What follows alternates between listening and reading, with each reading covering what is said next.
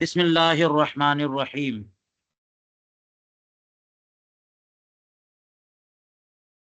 در مختار میں کتاب الحضر والاباحت کا درس جاری ہے۔ آج کا درس یہاں سے قولہ سواء اخبر باہداء المولا غیرہ اور نفسہ۔ تو چلیے اس کا متن پڑھتے ہیں یہاں سے۔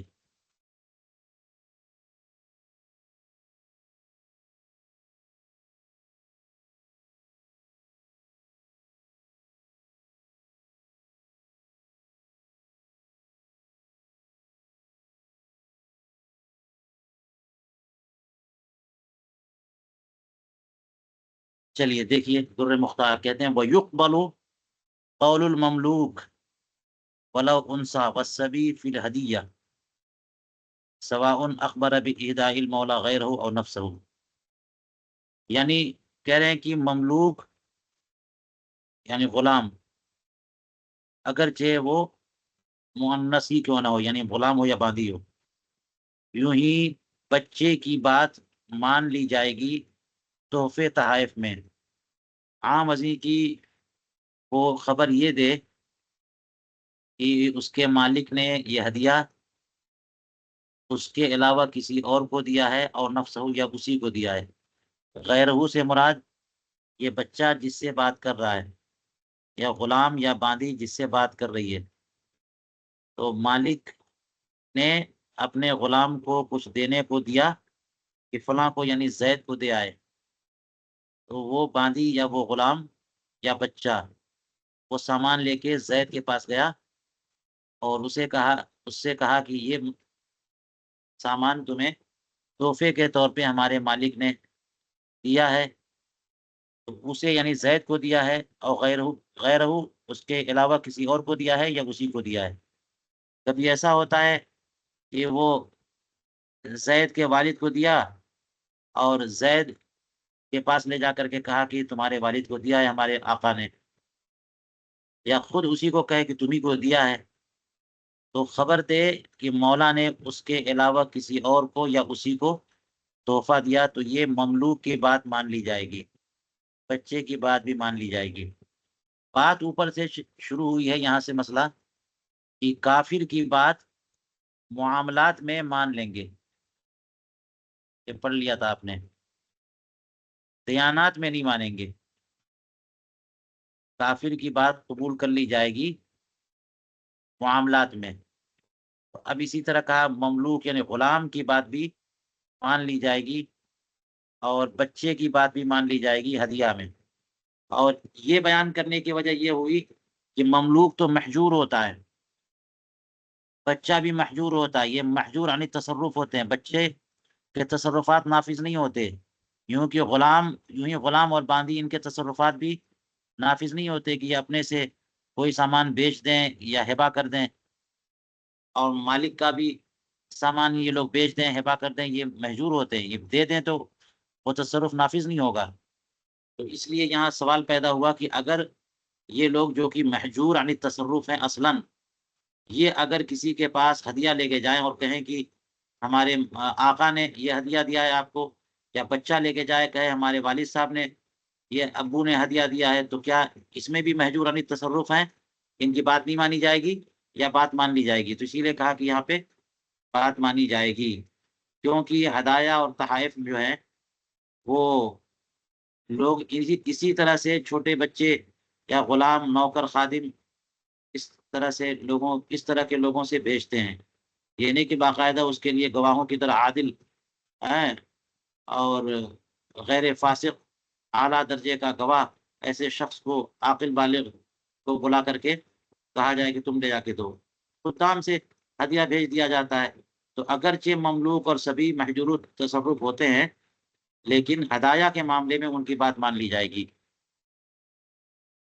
والاذن، اور اذن کے بارے میں بھی ان کی بات مان لی جائے گی۔ اگر غلام کہے کہ آپ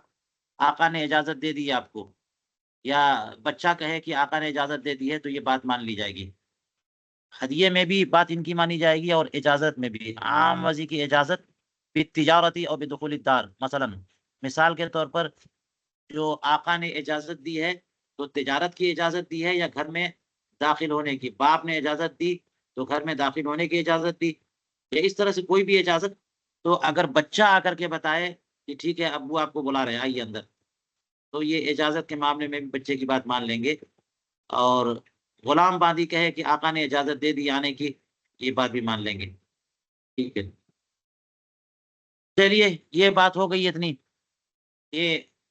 مملوک اور چھوٹے بچے کی بات تحفے تحائف اور اجازت کے معاملے میں مان لی جائے گی۔ وقیدہ فی السراج بما اذا غلب علی رأیہ صدقہم، اور السراج الوہاج میں اس میں ایک قید لگائی، اسے مقید کیا اس سے کہ جب کہ اس کی رائے پر ان لوگوں کی سچائی غالب ہو، یعنی اس کی رائے میں وہ سچے سمجھ میں آتے ہوں، یعنی جس کو جا کر کے چھوٹا بچہ بولے گا یہ ابو نے جو ہے اجازت دی ہے آپ کو گھر میں آنے کی، یا پھر یہ سامان تحفے پہ دیا ہے، یا مملوک جا کے کہے کسی کو کہ آپ کو فلاں نے ہمارے آقا نے تحفے میں دیا ہے، تو جن کو کہا اس کے نزدیک جو ہے ظن غالب ہے کہ یہ مملوک یا یہ بچہ سچ بول رہا ہے، لہذا اگر ان کو لگے کہ یہ جھوٹ بول رہا ہے تو پھر یہ بات معتبر، ان کی بات نہیں مانی جائے گی، اگر ان کو لگے کہ یہ سچ بول رہا ہے تب یہ قید ہے۔ اذا غلب علی رأیہ صدقہم، ان لوگوں سے مراد مملوک اور بچے، لہذا دیکھیے اب اس پر تفریع، اس قید کی تفریع کہتے ہیں فلو شرا صغیر نحو صابون او اشنان و اشنان لا بأس ببيعه ولو نحو زبیب و حلوہ لا ينبغي بيعه لأن ظاہر کذبه، کہتے ہیں اگر چھوٹا بچہ جو ہے وہ صابن یا اشنان اس طرح کی چیز خریدنے آئے تو اسے بیچنے میں کوئی حرج نہیں ہے۔ چھوٹا بچہ دکان پہ آ گیا، یا صابن چاہیے، اشنان بھی یہ صاف ستھرا کرنے والی گھاس ہوتی ہے اس زمانے میں، آج کل کہہ لیجئے کہ بچہ آ گیا صابن، سرف، شیمپو، اس طرح کی چیزیں لینے کے لیے آ گیا تو دکان والا اس کو بیچ سکتا ہے، یہ نہیں کہ بچہ جو مجبور میں تصرف ہے 4 سال کا بچہ ہے اس کو کیسے دیں، نہیں، اس کو دے دیں گے۔ ولو نحو زبیب، اور اگر چھوٹا بچہ آئے دکان والے کے پاس اور کچھ اس طرح کی چیزیں خریدنا چاہے، زبیب اور حلوہ، کشمش، مرقہ، میٹھی چیز، حلوہ، اسی طرح سے آپ مثال کے طور پر یہ سمجھ لیجئے کہ چاکلیٹ ہے، مٹھائی ہے، اس طرح کی چیز بچہ خریدنے آئے تو دکاندار کو نہیں چاہیے کہ اسے بیچے، لا ينبغي بيعه لأن ظاہر کذبه، اس لیے کہ ظاہر یہ کہ جھوٹ بول رہا ہے۔ بچہ چھوٹا سا ہے، اگر وہ صابن، سرف اور اس طرح کی چیزیں لینے آیا تو اس میں کہاں اس کے کام کی چیز ہے یہ صابن کہ وہ جھوٹ بولے گا، تو ظاہر یہ ہے کہ وہ سچ بول رہا ہے۔ اور اگر مٹھائی لینے آیا کہ ہماری امی نے پیسہ دیا، ہمارے ابو نے پیسہ دیا، مٹھائی لے کے آؤ، حلوہ لے کے آؤ، تو ظاہر یہ ہے کہ بچہ جھوٹ بول رہا ہے، کیونکہ بچے جو ہے اسی طرح کی چیزیں پسند کرتے ہیں، وہ اپنے لیے لے کے آیا پیسہ، اس لیے نہ بیچے۔ جی، اس قید کا، یہ جو قید لگائی ہے اس کا مفاد سامنے آ گیا۔ وہ تمام فی، اور اس کی پوری بحث جو ہے نا اسی میں ہے، یعنی السراج الوہاج میں۔ سراج الوہاج نے یہ قید لگائی کہ جب ظن غالب ان بچوں یا غلاموں کی سچائی پر جائے تو بات مان لیں گے، اور ظن غالب ہو کے جھوٹ بول رہے ہیں تو بات نہیں مانیں گے۔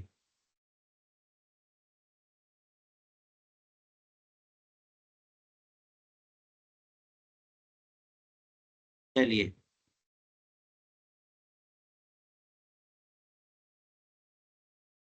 پھر یہاں سے آگے پڑھتے ہیں۔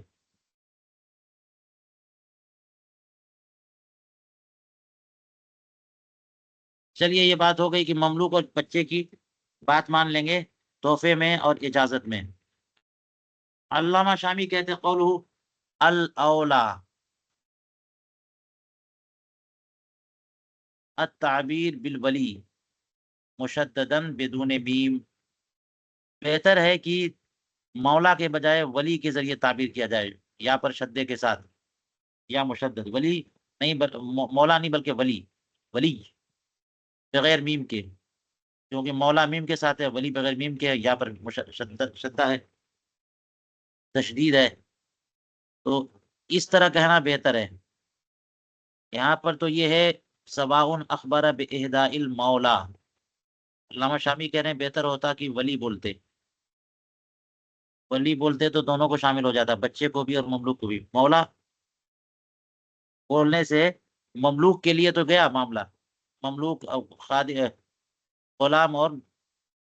باندی، لیکن بچے کے لیے مولا نہیں، بچے کے لیے تو ولی ہوتا ہے، ولی کا لفظ جو ہے دونوں کو شامل ہو جاتا۔ الاولا التعبیر بالولی مشددا بدون میم،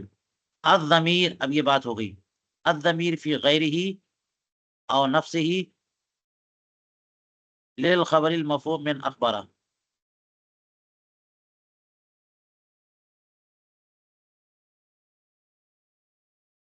غیر ہی نہیں غیرہ، یہ دیکھیے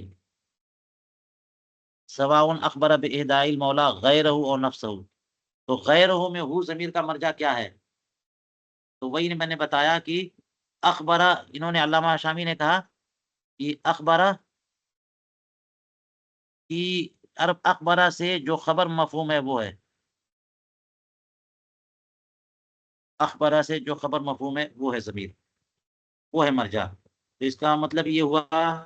کہ عام ازی کی مولا خبر دے تو نہیں، وہ خبر دے مولا کی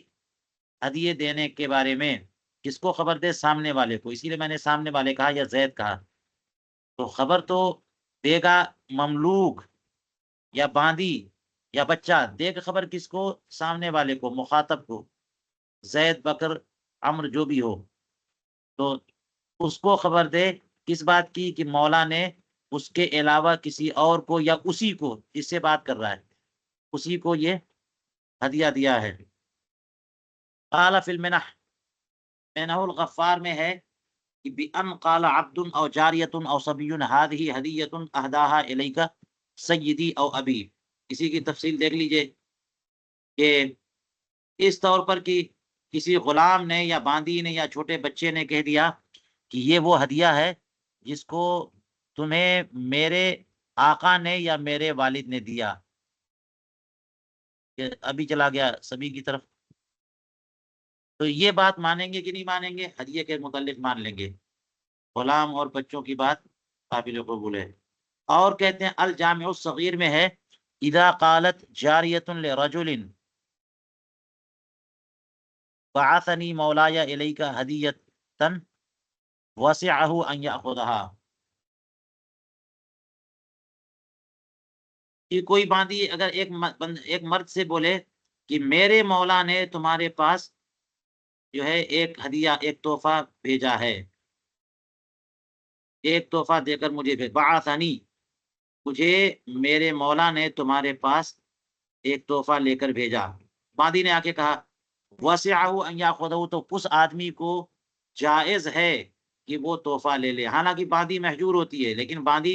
آگے بول رہی ہے کہ میرے آقا نے آپ کو یہ تحفہ دیا ہے، تو یہ بات مان لیں گے۔ اذ لا فرق بینما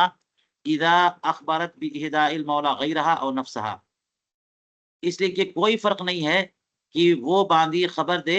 کہ ہمارے مولا نے یہ چیز تحفے میں دیا ہے آپ کے علاوہ غیرہ،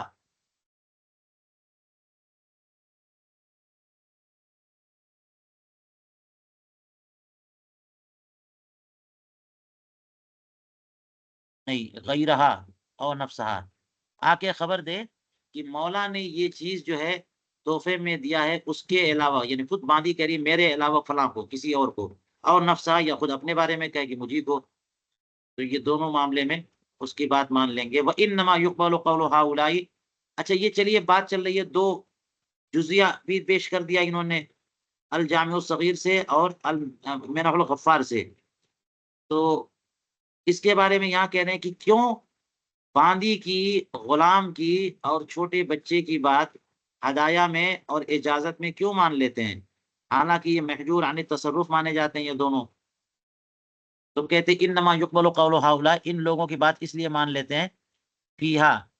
ہدایہ میں، لأن الہدایہ تبعث عادۃ علی ایدی ہؤلاء، اس لیے کہ عادتاً تحفے تحائف ایسے ہی لوگوں کے ہاتھوں تو بھیجے جاتے ہیں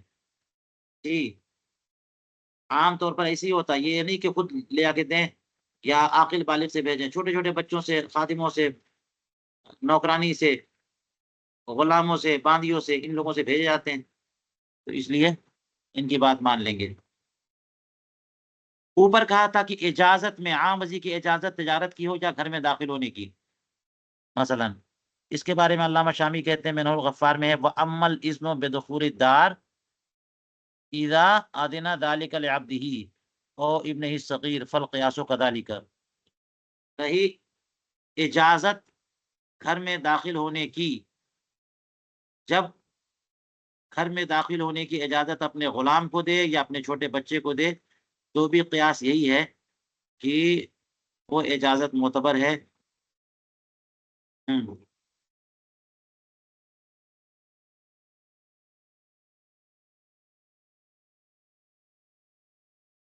یہاں پر تھوڑی سی پیچیدگی ہے، فالقیاس كذلك، کذالک سے کیا مراد ہے؟ یہ منہ الغفار کی عبارت ہے، یہ عبارت دیکھنی چاہیے۔ مجھے لگتا ہے کہ یہاں پر یہ بتا رہے ہیں کہ یہ محجور التصرف ہیں، یہ دونوں عبد اور ابن صغیر، اور صحیح بات ہے کہ یہ محجور التصرف تو ہیں، لہٰذا یہ بولیں کہ مجھے جو ہے آقا نے اجازت دی ہے، چھوٹا بچہ کہے مجھے میرے ابو نے اجازت دی ہے، تو یہ تو محجور عن التصرف ہیں۔ فالقیاس کذالک، تو اجازت کے معاملے میں بھی قیاس کا تقاضا ایسا ہی ہے کہ یہ محجور عن التصرف ہو، ان کی بات نہ مانی جائے، جی ان کی بات نہ مانی جائے۔ الا انه جرت العادت بین الناس انهم لا یمنعون عن ذلك، مگر لوگوں کے درمیان جو ہے اس پر عادت جاری ہو چکی کہ لوگ اس سے منع نہیں کرتے، یعنی چھوٹے بچے اور غلام گھر کے اندر آتے ہیں تو ان کے آنے سے منع نہیں کرتے، تو چھوٹا بچہ کہے کہ میں گھر میں آتا جاتا ہوں کیونکہ مجھے اجازت ملی ہے، تو یہ بات مان لیں گے۔ قیاس کا تقاضا کذالک کا مطلب کہ اس میں بھی محجور ہوں، بات نہ مانی جائے، مگر عادت چونکہ جاری ہے کہ چھوٹے بچے اور غلاموں کو گھر میں آنے کی اجازت ہوتی ہے اور ان کو منع نہیں کیا جاتا، فجوز لاجل ذلک، تو اسی وجہ سے اس کو جائز قرار دیا کہ چھوٹا بچہ اور غلام اور نوکران وہ کنیز باندیاں یہ گھر میں آ جائیں تو ان کو اجازت ہے۔ فتأمل، چلیے اوپر متن میں کہا تھا کہ یہ جو اجازت کے معاملے میں اور تحفے تحائف کے معاملے میں مملوک اور بچے کی بات مان لی جائے گی، السراج الوہاج نے قید لگائی کہ جبکہ غالب یہ ہو کہ وہ سچ بول رہے ہوں۔ علامہ شامی کہتے ہیں ثم قال کما فی المنح وَإِن لَّمْ يَغْلِبْ عَلَىٰ رَأْيِهِ ذَلِكَ لَمْ يَسَعْهُ قبولہ منہم، اور اگر وہ یعنی سچائی اور ان کی صداقت سننے والے کی رائے پر غالب نہ آئے، یعنی یہ نہ لگے کہ یہ سچ بول رہے ہیں، تو اس کو ان لوگوں سے قبول کرنے کی گنجائش نہیں ہے، قبول نہ کرے ہدایہ تحائف وغیرہ۔ لأن الامر مشتبہ علیہ، اس لیے کہ معاملہ تو مشتبہ علیہ ہے نا، یعنی یہ لا کر کے کوئی چیز دے رہا ہے اور کہہ رہا ہے کہ ہمارے آقا نے دیا، اس سے تو لگتا ہے کہ اجازت ہے، سچی بات ہے۔ اور دوسری بات یہ ہے کہ یہ ہے غلام، اور غلام محجور عن تصرف ہوتا ہے،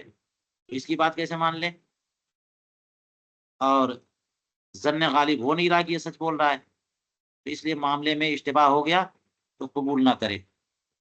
قال الاتقانی لأن الاصل انه محجور علیہ بالاسم طاری، اس لیے کہ اصل اس میں یہ ہے کہ یہ محجور علیہ ہے، مملوک ہو یا چھوٹے بچے، یہ محجور علیہ، یہ خود سے کسی کو تحفہ تحائف نہیں دے سکتے، یہ اپنے باپ کا یا مالک کا مال کسی کو ہبہ نہیں کر سکتے، یہ محجور ہیں، تو یہ آ کے اگر بولیں گے کہ ہمارے باپ نے دیا ہے تو ان کی بات کا کیا اعتبار؟ تو اصلاً تو محجور ہیں، والاذن طاری، اصلاً یہ محجور ہیں اور اذن طاری ہے، یعنی اذن اجازت بعد میں ہوتی ہے، بنیادی طور پر چھوٹا بچہ جو ہے جب سے پیدا ہوتا ہے اس وقت سے وہ محجور یعنی تصرف ہوتا ہے، اور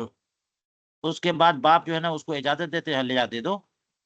مملوک اور غلام جو ہے یہ محجور یعنی تصرف ہے اصلاً،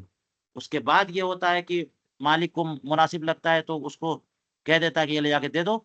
تو اذن طاری ہے، اصلاً محجور ہیں۔ اذن اجازت بعد میں آتی ہے.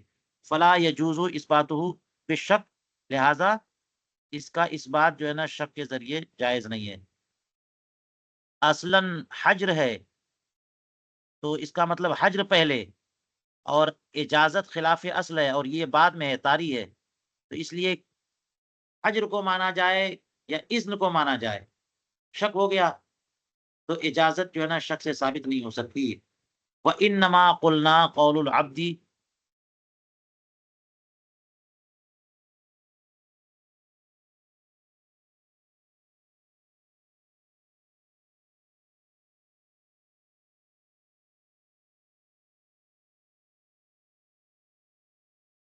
چلیے،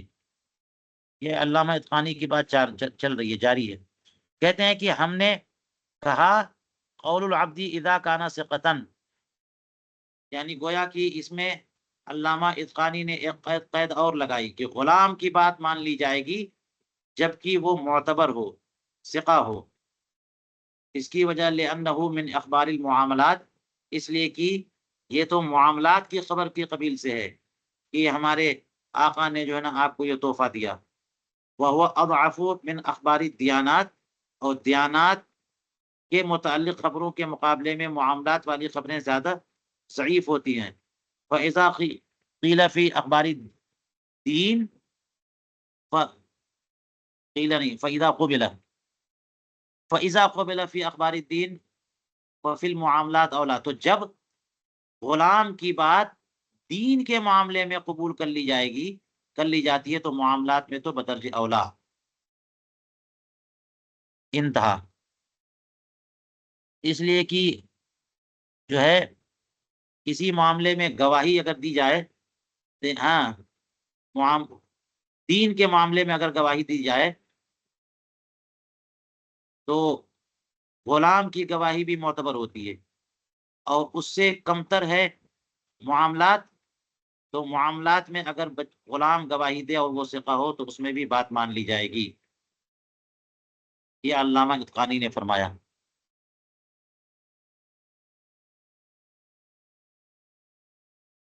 چلیے، السراج الوہاج میں یہ بتایا تھا کہ اگر ظن غالب یہ ہو کہ وہ سچ بول رہے ہیں،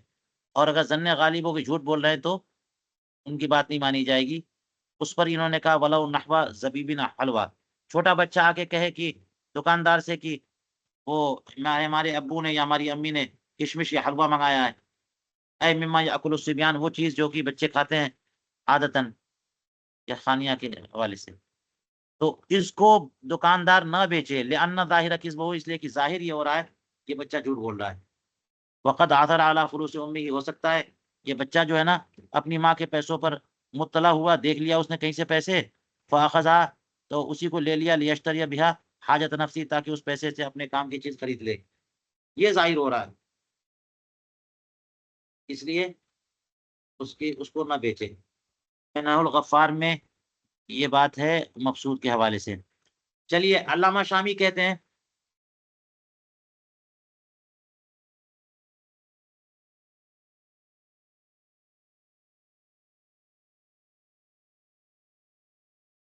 کہ لا ھذا لا یظہر فی کل الصبیان، یہ سارے بچوں میں بات ظاہر نہیں ہوتی. یہ جو کہہ دیا کہ اگر حلوہ یا کشمش منقع یہ سب خریدے تو ظاہر یہ ہے کہ جھوٹ بول رہا ہے. وہ ماں کا پیسہ اٹھا کے لے کے آ گیا اور آگے دکان پہ خریدنے لگ گیا. یہ عام بچوں میں یہ چیز نہیں ہوتی. لجریان عادت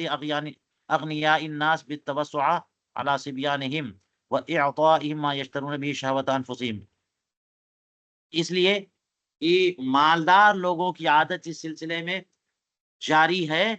کہ وہ اپنے چھوٹے چھوٹے بچوں پر بھی بڑی توسع اور گنجائش رکھتے ہیں. انہیں دبا کے نہیں رکھتے بلکہ پیسے اور کھانے پینے کے معاملات میں توسع رکھتے ہیں، اور اجازت دیے رکھتے ہیں کہ 2 روپیہ 4 روپیہ لے کے جاؤ، خرید لیا کرو. تو یہ لوگوں کی عادت ہے. اسی طرح سے وَإِعْطَائِهِمْ مَا يَشْتَرُونَ بِهِ شَهْوَاتَ أَنفُسِهِمْ، اور یہ مالدار لوگ اپنے بچوں کو یہ دے دیتے ہیں وہ چیز کہ جس سے وہ لوگ اپنے شوق کی چیز خرید لیں، جو ان کا دل چاہے وہ چیز خرید لیا کریں. مالدار لوگ اپنے چھوٹے بچوں کو ایسا دیتے ہیں، تو اس کو کیوں نہیں مان لیا جائے کہ یہ بچہ جو ہے لے کے پیسہ آ گیا ہے دکان پہ اور وہ میٹھی چیز مانگ رہا خرید رہا ہے، تو توسو مان لیا جائے کہ وہ چوری کر کے نہیں لایا، بلا اجازت نہیں لایا، بلکہ اس کے گھر والوں کی طرف سے اسے اجازت ہے۔ وَكَذَلِكَ غالب الفقراء، اور یہی حال عام طور پر فقراء یعنی غیر مالدار جو ماں باپ ہیں ان کے بچوں کے معاملے میں بھی یہ ہے کہ بچوں کی خواہش کے معاملے میں لوگ دبا کے نہیں رکھتے، دن بھر کماتے ہیں، تھوڑا سا کمایا تو اس میں بچوں کی کا شوق پورا کرنے کا مزاج ہوتا ہے، فقراء میں، اغنیاء میں تو زیادہ ہوتا ہے، تو اس لیے کیوں اس پر محمول کیا جائے کہ بچہ جو ہے ماں یا باپ کا پیسہ چوری کر کے لایا اور وہ بس یوں ہی کہہ رہا ہے کہ خریدنا نہیں تھا ماں باپ کو، بلکہ یہ مانا جائے گا کہ یہ ماں باپ نے توسل کیا ہے اور یہ پیسہ جو ہے نا اجازت سے لے کے آیا۔ اس کا خلاصہ یہ ہوا، حاصل یہ ہوا کہ اگر بچہ میٹھی چیز بھی خریدنے آئے تو دکاندار بیچ سکتا ہے۔ انتہا تحتاوی میں ہے یہ۔ اقول، علامہ شامی کہتے ہیں قد علمت ان المدار على غلبۃ الظن فلینظر المبتلا فی القرائن، تو آپ کو پتا چل چکا کہ دار و مدار غلبہ ظن پر ہے، تو جو اس قسم کے حالات میں مبتلا ہو تو وہ قرائن پر نظر رکھے اور دیکھے کہ قرینہ کیا ہے، کیا یہ بچہ جھوٹ بول رہا ہے یا بچہ جو ہے نا قرینہ یہ بتا رہا ہے کہ بچہ سچ بول رہا ہے۔ اس لیے یہ جو بات آ گئی ہے نا، اس کا بھی اعتبار نہ کرے کہ بچے والدین غریب ہوں یا فقیر یا مالدار ہوں، وہ لوگ بچوں پر تبسط تو کرتے ہیں، یہ مان کر کے بیچ دیا جائے،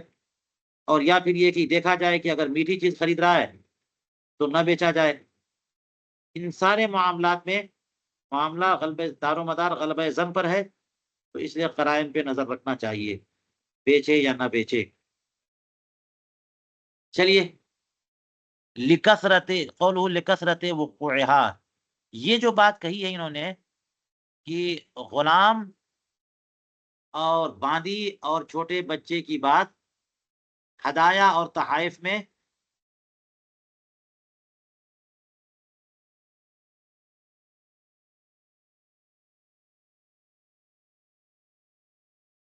مان لی جائے۔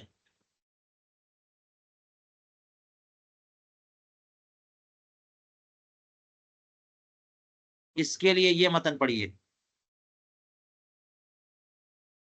کہتے ہیں وَيُقْبَلُ قَوْلُ الْفَاسِقِ وَالْكَافِرِ وَالْعَبْدِ فِي الْمُعَامَلَاتِ لِكَثْرَةِ وُقُوعِهَا، فاسق اور کافر اور غلام کی بات معاملات میں مان لی جائے گی، لکثرت وقوع، کیونکہ یہ تو بہت معاملات تو عام طور پر ہوتے ہی رہتے ہیں، کثیر الوقوع ہوتے ہیں، خرید فروخت، لین دین، اجارہ اعارہ، صبح سے شام تک لوگ چیزوں کو خریدتے بیچتے ہیں، یہی معاملہ چلتا رہتا ہے،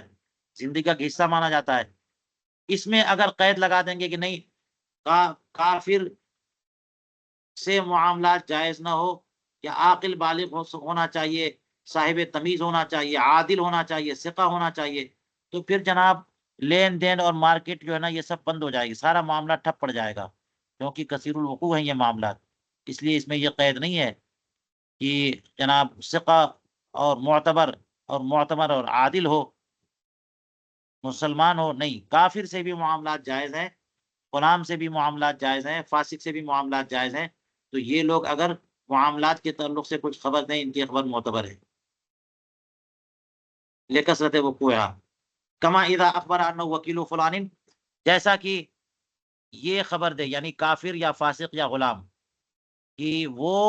فلاں کا وکیل ہے فی بیع قضا، فلاں چیز بیچنے کے لیے، زید آیا جو کہ غلام ہے یا کافر ہے، کہہ رہا ہے کہ میں بکر کا وکیل ہوں تاکہ میں بکر کی فلاں چیز بیچ دوں، تو خریدنے والا اس سے وہ چیز خرید سکتا ہے، فیجوز الشراء منہ، ایسے وکیل سے سامنے والا جو ہے نا وہ سامان خرید سکتا ہے۔ ان غالب علی الرأی صدقہ، یہاں بھی وہ قید ہے کہ اگر اس کی صداقت جو ہے اس کے رائے کے متعلق اس کی رائے بنتی ہو، ظن غالب ہو کہ سچ بول رہا ہے، کما مرہ، جیسا کہ اس کی قید پہلے بھی گزر چکی، اور الحضر والاباحت کے آخر میں بھی دوبارہ یہ بات آئے گی۔ وشرط العدالت فی الدیانات، یہ تو معاملات میں ہے نا، فاسق اور کافر اور غلام کی بات معاملات میں مان لی جائے گی، دیانات میں عدالت شرط ہے، عدالت، تو کافر کی بات سرے سے نہیں مانیں گے، وہ تو کافر عدالت کہاں سے آ گئی؟ فاسق کی بات نہیں مانیں گے کہ فاسق جو ہے عدیم العدالت ہے، تو اس لیے مسلمان کی بات مان لیں گے جو عادل ہو. ہاں غلام کی بات بھی مان لیں گے اگر عادل ہے تو، ثقہ ہے تو. اس لیے کہا کہ دیانات میں عدالت شرط ہے. اور دیانات سے کیا مراد ہے؟ یہ دیانات معاملہ تو میں نے بتا دیا، لین دین، خرید و فروخت، قرض دینا، مداینات ہے، اجارہ، اعارہ، یہ سب چیزیں. اور دیانات کیا ہے؟ ہی التی بین العبدی والرب، یہ وہ معاملہ ہے جو بندے اور رب کے درمیان ہے. اس میں مثال کے طور پر یہ چیزیں آتی: حرمت، حلت و حرمت، طہارت و نجاست. جی، کون سا پانی ناپاک ہے، کون سی پانی نجس ہے، کون سا گوشت حرام ہے، کون سا حلال ہے. تو حلت و حرمت، طہارت و نجاست، یہ سب جو ہے دیانات سے مانے جاتے ہیں. کل خبری عن نجاست الماء فیتیمم ولا یتوضا، جیسے کہ پانی کی نجاست کے بارے میں اگر کافر خبر دے،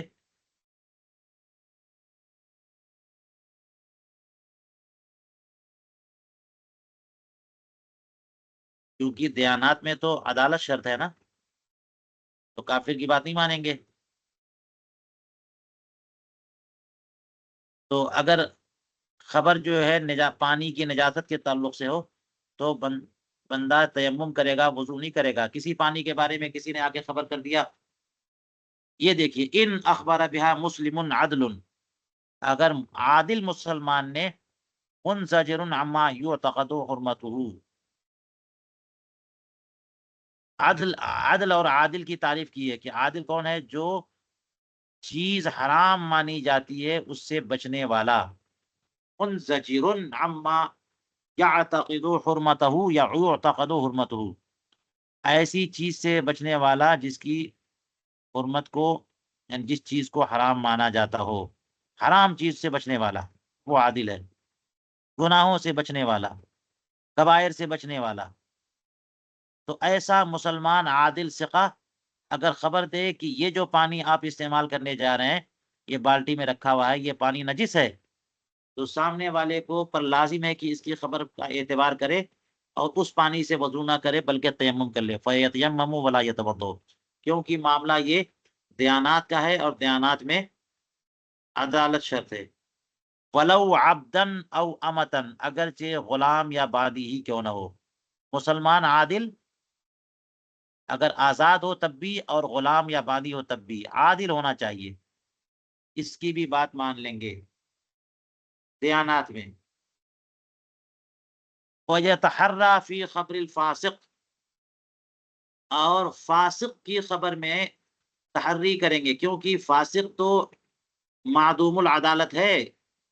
عادل تو نہیں ہے. وہ تو مجرم اور گناہ گار ہے، اس کی بات دیانات میں معتبر نہیں ہے. تو اگر فاسق نے خبر دے دی کہ یہ پانی جو آپ استعمال کرنے جا رہے ہیں یہ ناپاک ہے، تو کیا اس کی بات معتبر ہے؟ معتبر نہیں ہے. لہٰذا تحری کرنی پڑے گی. سوچے، غور کرے کہ یہ جو کہہ رہا ہے کیا قرینہ اس کا ساتھ دے رہا ہے تو مان سکتا ہے، اور قرینہ اس کا ساتھ نہیں دے رہا تو اس کی بات نہ مانے، اسی پانی سے وضو کرے. تو وہی کہہ رہے کہ یہ تحری کرے گا اگر فاسق اسی پانی کی نجاست کی خبر دے. یوں ہی مستور اگر خبر دے، مستور، مستور وہ جس کی عدالت اور جس کا فسق دونوں پتہ نہیں ہے، عدالت کے بارے میں کوئی خبر نہیں، تو مستور الحال ہے. گویا کہ مستور الحال کو بھی جو ہے نا فاسق کے درجے میں رکھا گیا. لہذا مسلمان عادل، یعنی جس کی عدالت معلوم ہو، وہ اگر خبر دے گا تو اس کی بات مانیں گے، اور وہ لازم ہوگی اس کے ذمے جس کو اس نے بتایا ہو. یہ پانی ناپاک ہے تو ناپاک مانیں گے، وضو نہیں کر سکتا، تیمم کرے گا. فاسق اور مستور خبر دیں کہ یہ پانی نجس ہے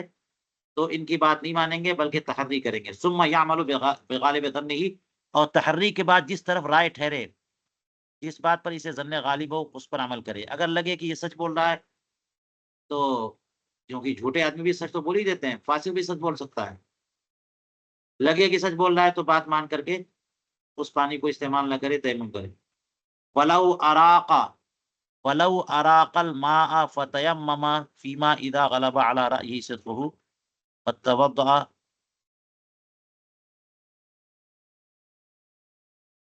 وتيمم فيما اذا غلب على رأيه كذبه كان احوط. یہ ولو سے جو جملہ شروع ہوا ہے شرطیہ، کان احوط، یہ اس کی خبر ہے، اور اس میں دو مسئلے بتائے، ایک یہ مسئلہ ہے، دوسرا یہاں سے، کیونکہ یہ تحرہ کہہ دیا نا کہ اگر فاسق اور مستور الحال خبر دے کہ یہ پانی ناپاک ہے تو اب تحری کرے گا، اس کی بات کو بغیر سوچے مان نہیں لے گا، فاسق ہے وہ، مستور الحال ہے وہ.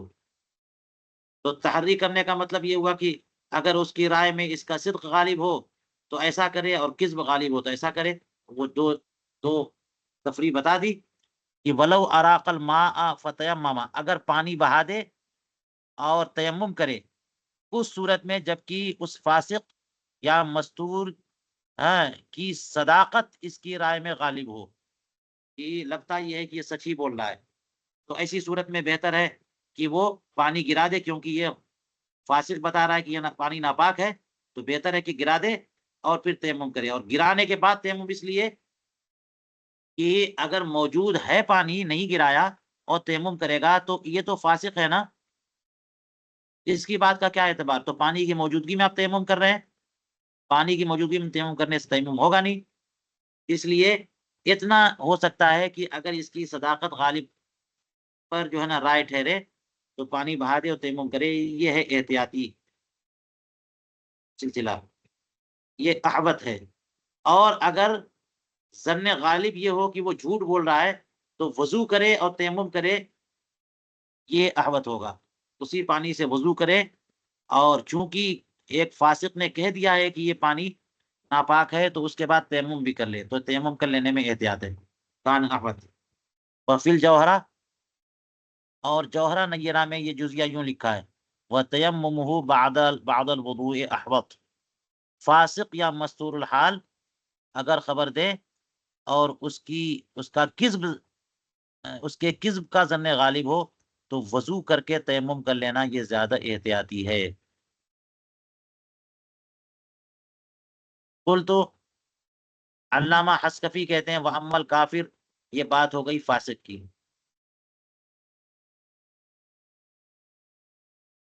اب دیکھیے فاسق اور مستور الحال کی. اب دیکھیے کہ وَأَمَّا الْكَافِرُ إِذَا غَلَبَ صِدْقُهُ، اگر کافر کی صداقت اگر پر ظن غالب ہو جائے، نہیں، اذا غلب صدق علی کذبہ فاراقته احب، اگر اس کا صدق اس کے کذب پر غالب ہو، یعنی سننے والے کو لگے کہ یہ کافر سچ بول رہا ہے، تو ایسی صورت میں بھی اس پانی کو بہا دینا زیادہ پسندیدہ ہے. قسطانی نے بھی یہی کہا، خلاصۃ الفتاوی میں بھی ہے، خانیہ میں بھی ہے. یعنی گویا کہ جو معاملہ فاسق کا ہے وہی معاملہ کافر کا بھی ہے، لیکن بہرحال دونوں کے معاملے میں سننے والے کو تحری کرنی پڑے گی. اس کی بات، کافر کی بات اور فاسق کی بات بس یوں ہی بغیر غور و فکر کیے ہوئے مان نہیں لینی ہے. وہ فاسق ہے، وہ کافر ہے، اس لیے تحری کرے، اگر لگے کہ یہ سچ بول رہے تو پھر ان کی بات مان کر پانی بہا دے اور تیمم کر لے،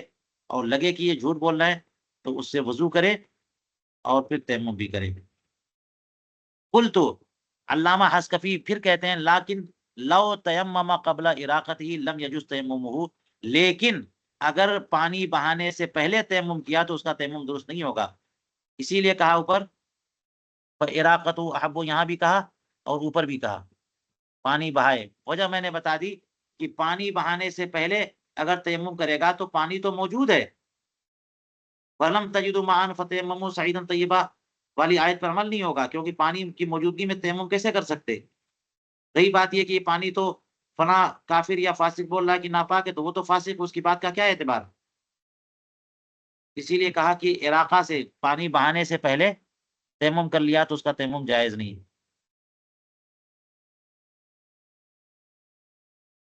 بخلاف خبر الفاسق، اچھا یہ بات جو ہے نا یہ کافر کے بارے میں ہے. فَإِرَاقَةُ أَحَبُّ، اور یہ قل تو یہ لاکن کہہ کر کے جو استدراک کیا کہ کافر نے خبر دی اور پانی کے بہانے سے پہلے تیمم کر لے گا تو تیمم درست نہیں ہے، برخلاف فاسق کے، اس لیے کہ اوپر احوط کہا نا، اس کا مطلب یہ کہ بہانے سے پہلے بھی تیمم کر لیں گے تو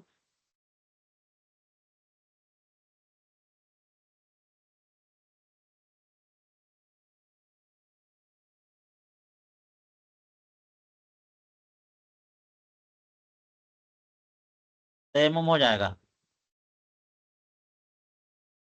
برخلاف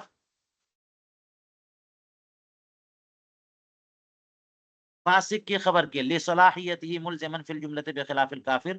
اس لیے کہ فاسق جو ہے اس بات کی صلاحیت رکھتا ہے کہ فی الجملہ وہ الزام دے سکے، کسی چیز کو کسی پر لازم کر سکے۔ خبر دینا یا گواہی دینے سے یہی تو ہوتا ہے کہ کوئی چیز کسی کے ذمہ لازم ہو جاتی ہے۔ اگر یہی عادل ہوتا، مسلمان، فاسق نہ ہوتا، تو یہ اگر خبر دیتا کہ بالٹی اس میں پانی رکھا ہے، یہ پانی ناپاک ہے، تو اس کی ناپاکی لازم ہو جاتی اس سننے والے پر، اور یہ فاسق ہے تو ناپاکی لازم نہیں ہے۔ فی الجملہ ملزم ہے یہ، فی الجملہ ملزم ہونے کا مطلب یہ کہ ابھی فاسق ہے، توبہ کر لے فسق سے، جی، تو پھر جو ہے نا وہ جو بولے گا وہ بات لازم ہو جائے گی، برخلاف کافر کے، کہ کافر تو بالکل ملزم نہیں ہے، یعنی اس کے کہنے سے کوئی چیز لازم نہیں آتی، جیسا کہ اللہ تعالیٰ نے فرمایا کہ اللہ تبارک و تعالیٰ نے مومنین پر کافرین کو کوئی راہ نہ رکھی، اس لیے کافر کے بتانے سے کوئی چیز لازم نہ آئے گی مسلم کے اوپر، لیکن بعض صورتیں ایسی ہوتی ہیں کہ فاسق کے بتانے سے بھی وہ چیز لازم آ جاتی ہے۔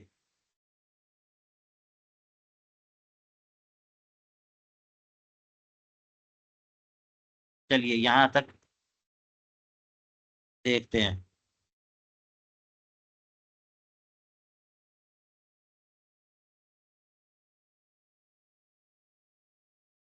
چلیے، یہ بات کہی تھی کہ فاسق اور کافر و غلام کی خبر مان لی جائے گی، قبول کر لی جائے گی معاملات میں لکثرت وقوعها۔ علامہ شامی کہتے ہیں فاشتراط العدالتی، چونکہ معاملات بہت زیادہ ہوتے رہتے ہیں تو اس میں اگر عدالت کی شرط لگا دیں گے یؤدی الی الحرج، تو یہ تو مؤدی الی الحرج ہو جائے گی شرط، لوگوں کا کاروبار ٹھپ پڑ جائے گا، لین دین کا مسئلہ ہو جائے گا، اس میں بڑا حرج عظیم لازم آئے گا۔ وقلما یجد الانسان المستجمع لشرائط العدالت لیعاملہ او یستخدمہ او یبعثہ الی وکلائہ، بہت کم ایسا ہوگا کہ کوئی ایسا انسان ملے جو عدالت کی تمام شرطوں کا جامع ہو، ایسا انسان تلاش کر کے لاؤ پھر اس کے ساتھ معاملہ کرو، بھیجنا، خریدنا، لینا دینا، جو عدالت کی تمام شرطوں کا جامع ہو، ایسے لوگ زیادہ تو نہیں ملتے ہیں۔ او یستخدمہ، یا اس سے اپنی خدمت لے، نوکری لے، یا اس کو اپنے وکیلوں کے پاس بھیجے، ایسا آدمی ملے گا نہیں تو سارا معاملہ ٹھپ پڑ جائے گا۔ اس لیے کہتے ہیں کہ معاملات میں کافر اور فاسق اور غلام کی بات بھی قبول کر لی جاتی ہے۔ علامہ شامی کہتے ہیں ثم اعلم ان المعاملات علی ما فی کتب الاصول ثلاثۃ انواع، معاملات کی تین قسمیں ہیں۔ الاول ما لا الزام فی، وہ معاملہ کہ جس میں کوئی چیز دوسرے پر لازم کرنی نہ ہو، جیسے وکالات ہے، مضاربات ہے، اس میں بھی تجارت ہے۔ اگر یہ کہہ دے کہ فلاں نے تم کو وکیل بنایا یا تم کو پیسہ دیا مضاربت کے لیے یا تجارت کی اجازت دی ہے، تو اس سے اس سننے والے پہ کیا لازم آتا ہے؟ وہ جا کے خریدے گا تب تو، بیچنے کا وکیل بنایا، خریدنے کا وکیل بنایا، یہ کہہ دینے سے کیا لازم آئے گا؟ کچھ لازم نہیں آئے گا۔ خالی موکل نے زید کو وکیل بنا دیا اور کسی نے بتایا کہ فلاں موکل نے آپ کو جو ہے نا وکیل بنا، اس سے کچھ لازم نہیں آتا زید پر۔ والثانی ما فیہ الزام محض کل حقوق التی تجری فیہا الخصومات، اور دوسرا معاملہ وہ ہے کہ جس میں الزام محض ہو، یعنی وہ چیز اس کے ذمے لازم کی جا رہی ہے، جیسے وہ حقوق جن میں کہ خصومات جاری ہوتے ہوں کہ اس کے ذمے دین ہے، اس نے قرض لیا ہے، اس نے غصب کیا ہے، اس نے چوری کی ہے، اس قسم کا دعویٰ کوئی کر دے، میں نے اس کو اتنے پیسے دیے تھے وہ دے نہیں رہا ہے،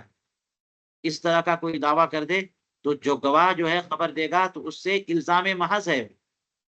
یعنی اتنے پیسے جس کے خلاف گواہی دے رہا ہے دینی ہے اس پر لازم ہو جائے گا، اس میں الزام محض ہے، اور انہی میں خصومات چلتے ہیں۔ والثالث، تیسرے قسم کا معاملہ وہ ہے کہ جس میں الزام من وجہ دون وجہ، اس میں الزام تو ہے لیکن من وجہ ہے اور من وجہ نہیں بھی ہے۔ ایک جیسے دیکھو تو کوئی چیز لازم آ رہی ہے، دوسری جیسے دیکھو تو کوئی چیز لازم نہیں آ رہی ہے۔ اس کی مثال کعزل وکیل وحجل المعذول، وکیل کو معزول کرنا اور معزون کو روک دینا۔ فإن فيه الزام العہدۃ علی الوکیل وفساد العقد بعد الحجر۔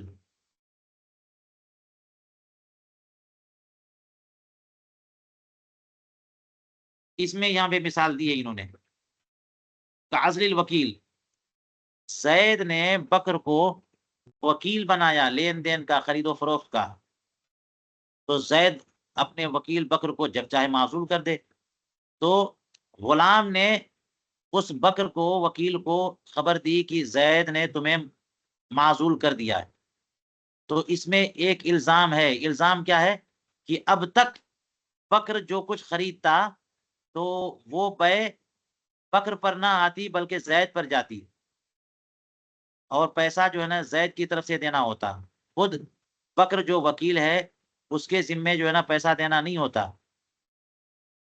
جی۔ لیکن اب جب اس نے وکیل کو عزل کر دیا، معزول کر دیا، تو سارا ذمہ وکیل پر گیا، الزام العہدۃ علی الوکیل۔ اس کا مطلب یہ ہوا کہ آج کے بعد سے تم جو بھی خریدو گے وہ تم ذمہ دار ہو۔ جب تک وکیل بنایا تھا تو ذمہ دار وکیل ہے، لیکن جب معزول کر دیا تو آج سے تم وکیل، تم ذمہ دار ہو۔ من وجہ الزام ہوا کہ نہیں ہوا؟ عزل الوکیل کی خبر دے گا کوئی تو اس میں ذمہ داری وکیل پر جاتی ہے، تو یہ الزام ذمہ، الزام عہدہ ہوا۔ اسی طرح سے یہ حجر المعزون والی مثال، کہ آقا نے اپنے غلام کو اجازت دی تھی کہ جاؤ خرید و فروخت کرو، 1 مہینہ 2 مہینہ 3 مہینے تک اجازت دیے رکھا، اور اس کے بعد جو ہے اس نے کہہ دیا کہ جاؤ اس میرے معصوم غلام کو کہہ دو کہ میں نے اسے محجور کر دیا، روک دیا۔ تو جب روک دے گا تو اس کا اثر یہ پڑے گا کہ اس کے بعد سے جو بھی وہ خریدے گا وہ عقد فاسد ہو جائے گا، وہ فساد العقدی بعد الحجر، حجر کے بعد عقد فاسد، تو یہ ایک بہت بڑی خرابی لازم آئی۔ لہٰذا جو بھی خریدے گا اب اس غلام سے اور مال لے کے جائے گا، وہ مال واپس کرنا پڑے گا، وہ مال اس کا نہیں ہے، تو اس میں یہ بھی الزام آیا، فساد عقد لازم ہوا۔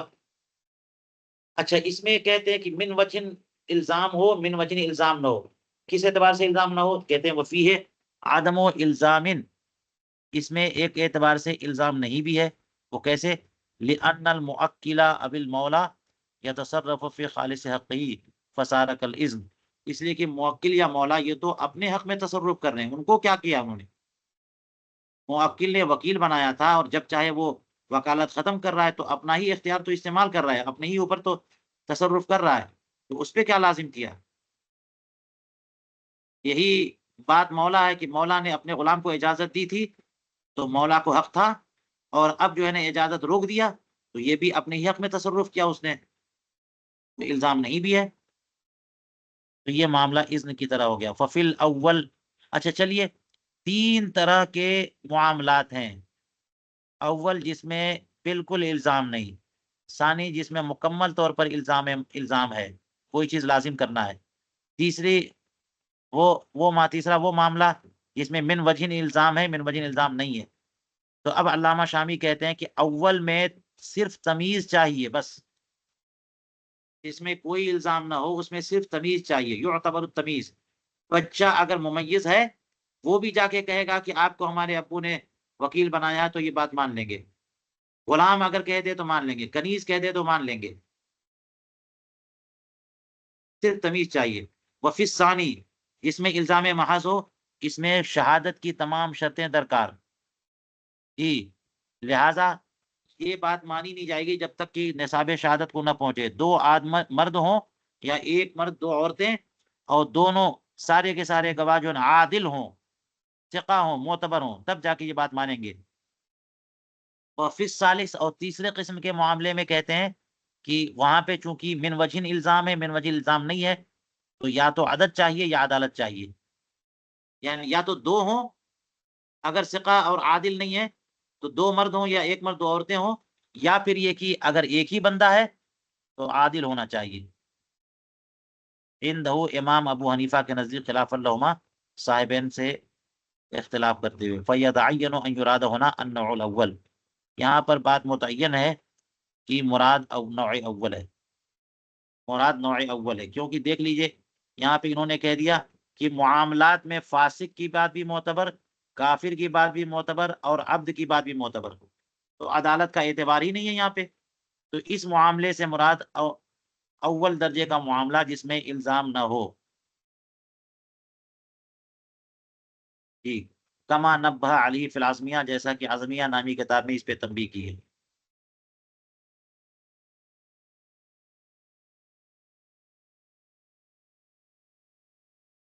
اچھا، اب کہتے ہیں کہ معاملات میں تو کافر، فاسق اور غلام کی بات مان لیں گے، لیکن دیانات میں عدالت شرط ہے۔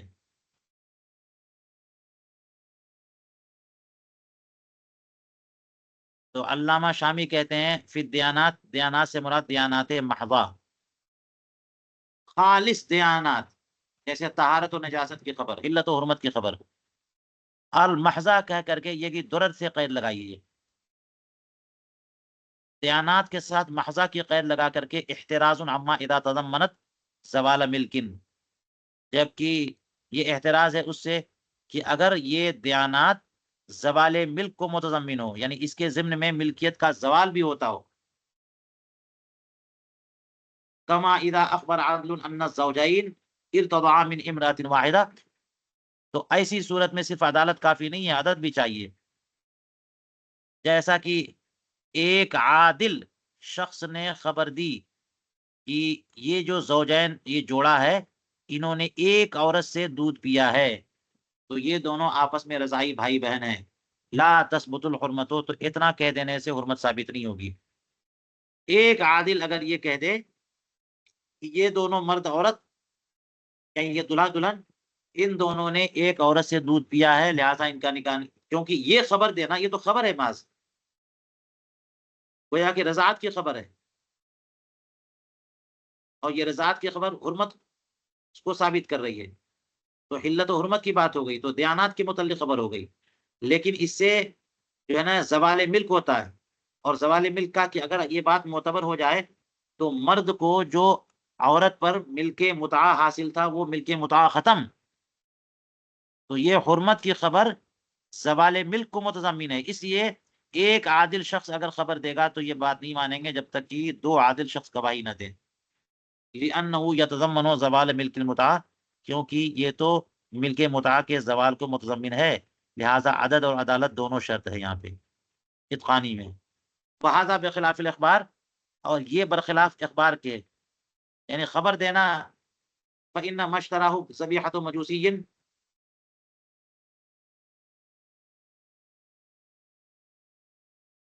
یہاں پر کسی اور نسخے میں کچھ اور ہوگا، بأن، اسی نسخے میں بأن ہے،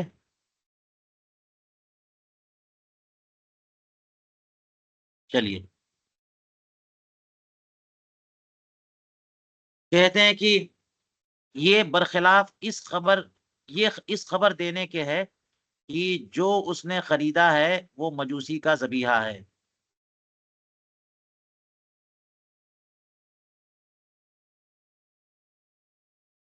یہ خبر مان لیں گے۔ ایک عادل شخص اگر یہ بتائے کہ جو تم نے خریدا ہے وہ مجوسی کا ذبیحہ ہے، تو مجوسی کا ذبیحہ ہونا یہ جو ہے، یہ دیانات کی خبر دینا ہوا، کیونکہ یہ بتانا ہوا کہ یہ حرام ہے، مجوسی کا ذبیحہ یعنی حرام ہے، اور یہاں پر ثبوت حرمت لا یتضمن زوال الملک، حرمت کا ثبوت جو ہے ملکیت کے زوال کو متضمن نہیں ہے، کما قدمنا ہو، جیسا کہ ہم نے پہلے بتایا تھا کہ اگرچہ یہ بات معتبر ہو جائے گی اور وہ گوشت حرام ہو جائے گا، مگر پھر بھی ملکیت ثابت رہے گی، وہ گوشت مملوک رہے گا اس خریدار کا، فتثبت لجواز اجتماعها مع الملک، تو یہ حرمت ثابت رہے گی، اس لیے کہ اس حرمت کا اجتماع ملک کے ساتھ جائز ہے، حرام بھی ہو اور مملوک بھی ہو۔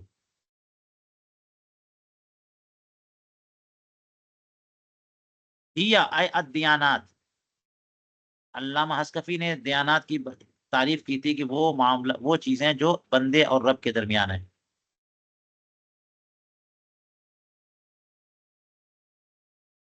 قول علامہ شامی کہتے ہیں ان اخبر بہا مسلم عدل، یہ بتایا تھا کہ پانی کی نجاست کے بارے میں عادل مسلمان خبر دے یہ پانی نجس ہے، تو سننے والا اس سے وضو نہیں کر سکتا، اسے تیمم کرنا ہوگا۔ علامہ شامی کہتے ہیں لأن الفاسق متہم، یہ مسلمان عادل شخص گواہی دے گا تب، اگر اس کی جگہ فاسق رہا تو تب نہیں۔ لأن الفاسق، کیونکہ فاسق تو متہم ہے کہ وہ جھوٹ بول چکا ہے، وہ یا گناہ کا کام کر چکا ہے، تو تہمت ہے کہ ہو سکتا ہے اس میں بھی کوئی جھوٹ بول رہا ہو۔ بل کافر لا یلتزم الحکم ہے، اور کافر جو ہے ملتزم حکم ہے نہیں، یعنی کافر گواہی دیتے تو حکم نافذ ہوگا ہی نہیں، کیونکہ اللہ تبارک و تعالیٰ نے کافر کو مسلمانوں پر کوئی سبیل نہیں رکھی، کافر کی گواہی معتبر نہیں ہے، تو کافر کے بنیاد پر تو کوئی فیصلہ ہو ہی نہیں سکتا، اور فاسق متہم ہے۔ فلیس لہ ان یلزم المسلم، تو کافر کو یہ حق نہیں ہے کہ مسلمان پر کوئی الزام رکھے، کوئی چیز لازم کر سکے ہدایہ سے۔ یہ قول منزجر، یہ عدل کی، مسلم عدل کی تعریف کی، منزجر یہ بیان للعدل۔ قول عبدا او امتن، یہ جو کہا تھا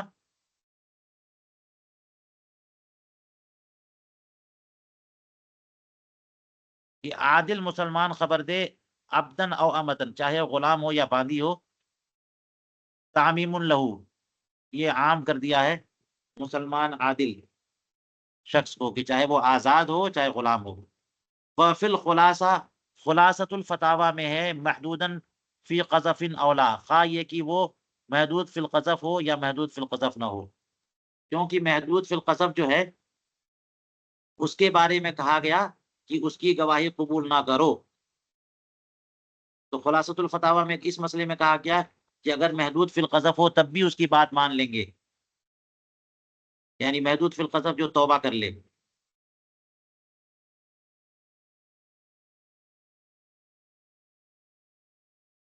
یہاں نجاست و طہارت کے معاملے میں اس کی بات مان لیں گے۔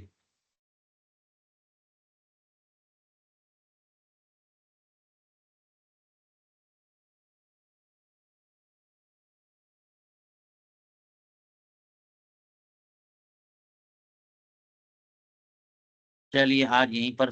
روکتے ہیں۔